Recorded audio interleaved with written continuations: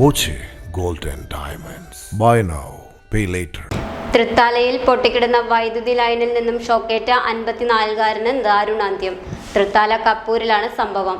ചാത്തൻ പൊന്നത്ത് പറമ്പിൽ ചന്ദ്രനാണ് മരിച്ചത്. വ്യാഴാഴ്ച രാവിലെ 11:30ഓടെയാണ് അപകടം.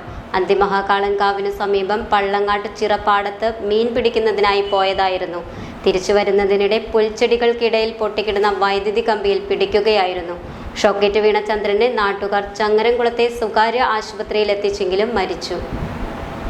ലൈൻ പോയിക്കണെന്ന് പറഞ്ഞ ലൈനിൻ്റെ അടിയിലേക്ക് വരുന്നുള്ളൂ. ഇവിടെ വായും തോട്ടവും ഇതൊക്കെ ഉള്ള സ്ഥലമാണ്.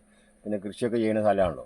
അപ്പോൾ പാടത്തിൽ കൂടെ പോണ ലൈൻ താഴത്ത് പൊട്ടി വീണ് ഈ കുട്ടി എന്ത് ചെയ്തു, വേറെ ആളും കൂടിയിട്ട് പാടത്തേക്ക് മീൻ പിടിക്കാൻ വേണ്ടിയിട്ട് ഇപ്പം ഒഴിവാണല്ലോ, തോട്ടിൽ മീൻ ഉണ്ട് എന്ന് പറഞ്ഞിട്ട് തോട്ടിലേക്ക് ഇറങ്ങിപ്പോയതാണ്.